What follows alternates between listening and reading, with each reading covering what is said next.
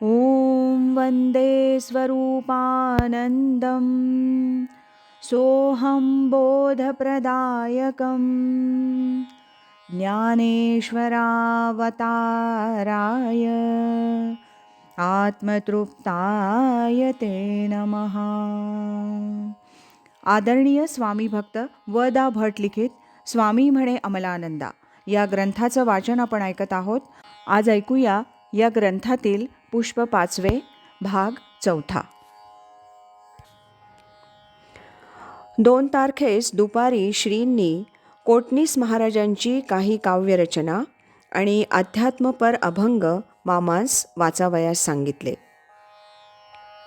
त्यात ब्रह्म आणि तत्संबंधी अनुभूती वगैरे भाग आला.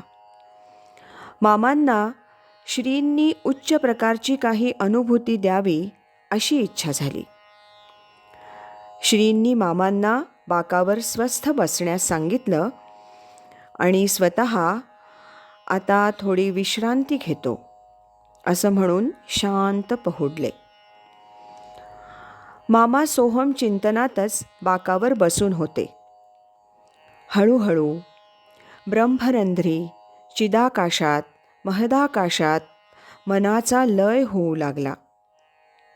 अहमात्मा शरीरबुद्धी मन सर्वांचा विसर पडून केवळ अत्यंत आनंद देणारी जाणीव साक्षीवृत्ती साधून 10-15 मिनिटं सद्गुरू शिष्य अद्वयानंदात डुंबले.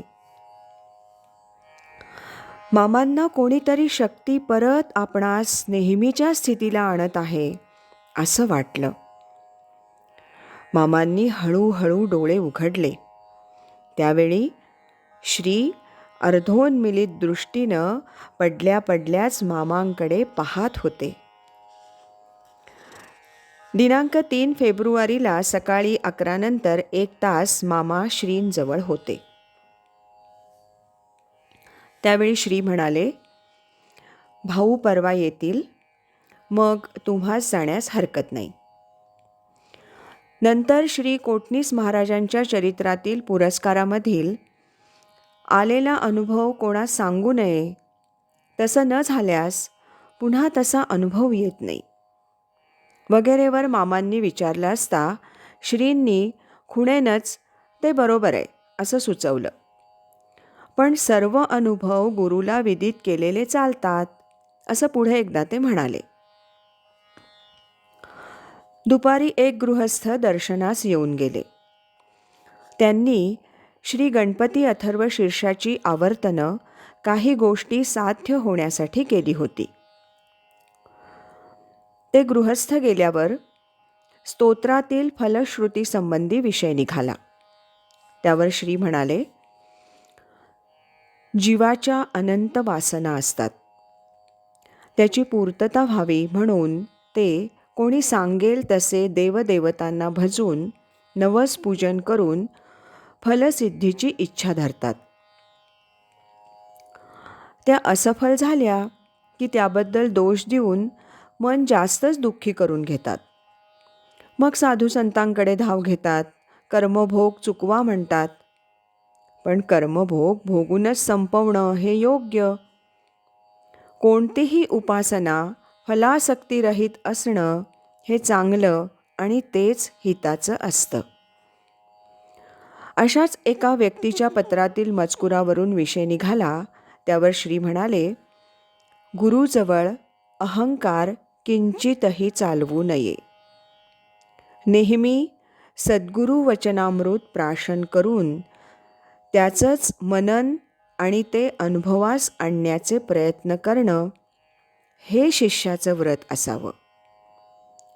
पूर्ण अनुभवास आलं नसताना मला माहीत आहे असं कधीही शिष्यानं बोलू नये.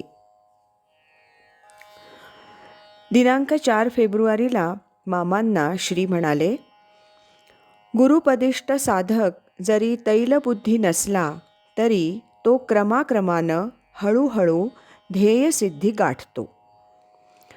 स्वपराक्रमी तैलबुद्धी गुरुविरहित साधकाला दैववशात किंवा पुढे केव्हा तरी योग्य मार्गदर्शनानं मोक्ष मिळणं शक्य असलं तरी गुरुशिवाय नक्की खात्री देता येणार नाही. श्री आद्य शंकराचार्यही विवेक चूडामणीत प्राज्ञम गुरुम उपसिदेत यस्मात बंधविमोक्षणम अशा रीतीनं गुरुची आवश्यकता प्रतिपादन करतात.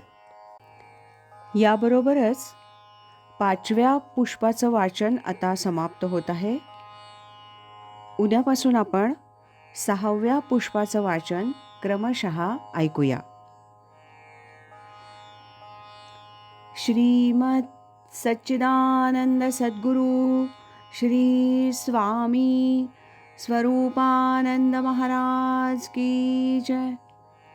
श्रीमद सच्चिदानंद सद्गुरु श्री स्वामी अमलानंद महाराज की जय. हरि ओम तत्सत.